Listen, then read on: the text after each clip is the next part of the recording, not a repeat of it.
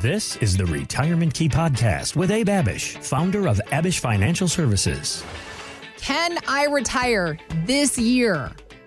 And for many people, that's the question that they are throwing at you, Abe, because of all the market ups and downs. But the reality is it has less to do with the market and more to do with 5 areas that you need to have covered. Let's talk about these 5 areas, Abe. Abe Abich, financial advisor, founder of Abich Financial Services. I'm Heather Branch here with Abe to dive into some things that he wants you to know about. And I love the conversations that we have about truly understanding if we're prepared, because you talk all the time about people, they do have enough money. They are worried, right. But most of the time, I mean, how is it mostly very rare for you to see somebody that doesn't have enough money?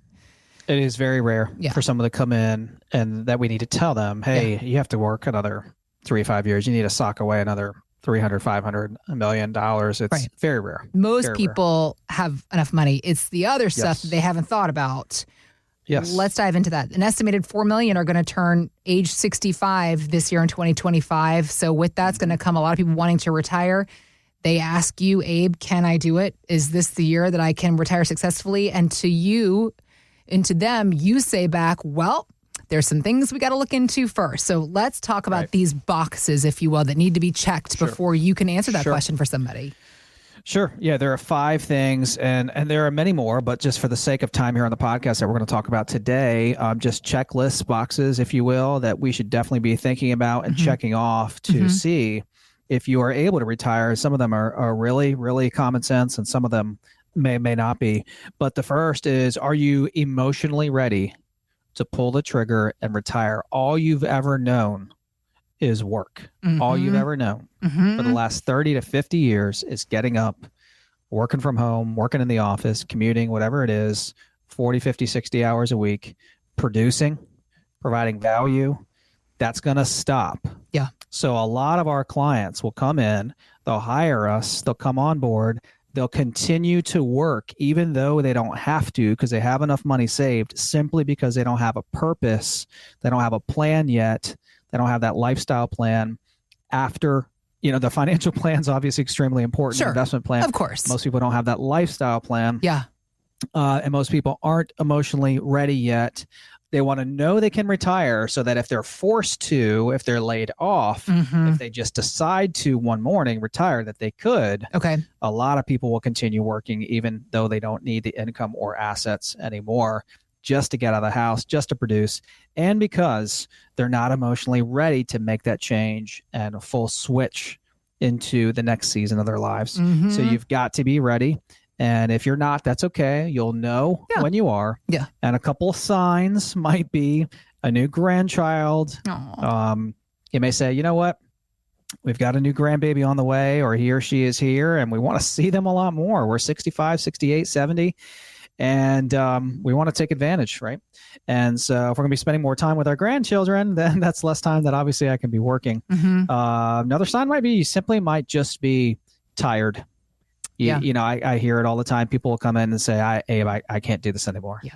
And if I'm going to do this, I'm going to work, it's going to be at half the output. It's going to be 20 hours a week versus 40 or whatever it is. I can't handle the commute into DC and back out. Like that's 1 to 3 hours a day. I can't do that anymore. Just too stressful. So it might be grandchildren. It might be that you're just tired. It might also be you've hit a significant milestone at work. Maybe it's like a 40-year milestone. Maybe it's a milestone where you've hit this peak in your career. You've exited a company. You've helped a company to sell. You've hit this peak position in your career, and it's time. Yeah. You've provided value and you've produced for 30 to 40 years, and you're fulfilled. Yeah. Right. So you're emotionally ready to retire. Okay. Obviously, you have to have enough money saved. Okay. So this is common sense. Yeah. What do you have saved? Where is it? Are those resources, are those assets going to be able to replace the 50 grand, 100 grand, 300 grand, 500 grand, whatever it is that you were making in retirement? Because the wage is going to stop and it's going to end or substantially be reduced if you go from full-time to part-time. Do you have enough socked away to fund your lifestyle every single year until you pass away, which could be 30 to 40 more years. I mean, if you're retiring at 60, you could easily live into your 90s. That could be 30, 35, 40 years of income that needs to be coming in from your portfolio. And is it enough? Is what you have saved today enough to last you the rest of your life? That's number 2. Okay. Number 3, do you have a post-retirement plan? Do you have, in other words, what I would call a lifestyle plan? What are you going to do when you retire? Now, some people look at me like I'm stupid and say, what am I not going to do? Like I have all this time and I have all this freedom and I'm going to spend time with the grandkids. I'm going to travel. I'm going to get on my boat and I'm going to play more tennis or pickleball and golf, whatever it is that drives your boat and that you have fun with and enjoy. But we also meet with a lot of people, and I'll just sit there and ask them, what are you going to do? And some people still have not thought it through all the way, and they don't know. Can I add to this about this idea of what are you going to do? It's very important also you consider other people's time frames and schedules, because something that happened with me, I was in between jobs. I had actually left my last job before I took this job where I work with you. And I took some time off, just a few weeks off for me. And in that space, I was thinking to myself, I'm going to have lunch with my mom and I'm going to go see I had one of my best girlfriends was on maternity leave from her job. I was going to do all these things. And I would call people to like go to lunch or to go do these things. They were like, no, I've got this going on. I've got that. They couldn't. Right. I ended up hanging out at the house for like 2 weeks by myself. Right. Because you have to consider that other people's schedules might not align with yours. Sure. And I think that's, for me, I just had a reality moment. I was like, that's an interesting perspective that I think a lot of us don't think of, is remember other people's schedules too. Absolutely. Including your spouse or partner. I mean, a lot of times people want to retire around the same time. Like, why would you want to be retired 5 or 10 years before your spouse? And some of you listening right now may say, well, why wouldn't I be? Right. It's more time on the golf course. That's right. It all depends on the situation. You keep working, I'll be out here. But I would say most husbands and wives are retiring around the same time, right? That just kind of makes sense. You're going to be spending a lot of time together. So you need to have that post-retirement plan, that lifestyle plan. What is it that you're going to spend your time on? What are you going to pursue? What are your hobbies and interests? What's going to give you purpose? What's going to give you continued fulfillment and purpose? That way you can live life like that, continuing into retirement. Really, really, really, really important. Fourth, can you handle heading into the distribution phase? Can you handle potentially seeing retirement accounts and investment accounts and bank accounts and assets starting to go down? Now, ideally, well, for a lot of people, they want to preserve what they've saved, right? You've got $4 million at the point of retirement. They want $4 million or way more in their 90s to pass on, right? To be there for them, healthcare, legacy to pass on. Many people say, you know what, Abe? Well, we don't have kids, or our kids are set. Our kid's a doctor or attorney, whatever. They're set. They're making a lot of money. They're going to have a lot of money saved. Our kids aren't our biggest concern. It's ourselves, right? It's producing the income that we need. It's making sure we have enough money for healthcare and whatever it is down the road. With that in mind, since legacy isn't really important for me or for whoever that is I'm talking to, couldn't we generate more income? Couldn't we leverage our assets more to generate more income, especially in these go-go years? So if that's you and you're watching this right now and you say, well, legacy isn't super important, whatever's left over is left over. Can you handle mentally seeing your values start to go down little by little? Because, the 4% rule, if you have $1 million, 4% is 40 grand. That's probably going to preserve principal long term. Okay. But what if you started taking out 5 or 6%? Right. You might see those numbers start to go backwards little by little over the years, 900, 800, It might not be the case, but it could be the case, especially in a downturn in the market where you're withdrawing. You could see those balances go backwards. When all you've ever known of your lifetime is seeing those balances increase and grow. Are you ready mentally to head into untrain your brain? You've been for 30, 40 years. The goal has been growth. And now you have to go in the opposite direction. You have to relearn financial habits. Here's another way to put it. Are you mentally ready to stop growing and socking away and accumulating and start withdrawing and distributing and decumulating? And a lot of people aren't. A lot of people aren't. Finally, have you talked to your spouse or partner? I mean, retirement is typically... Hold on. That should be the first thing on this list. You'd be surprised. You know, most people that come in, they've already talked to each other about this, but you'd be surprised.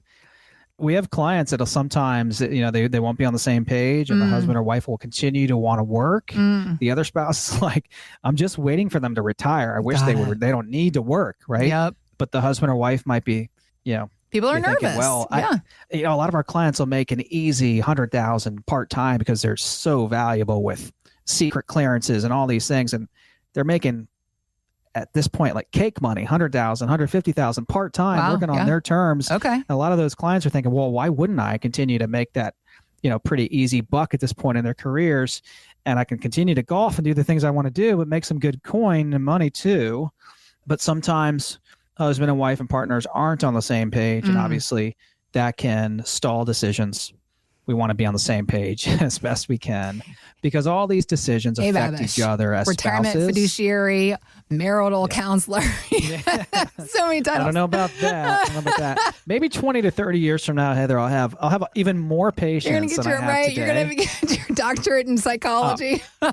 I thought I was patient when Shelly and I got married, and God is working on my patience, and I'm becoming more patient, and hopefully will be, you know, later down the road as well.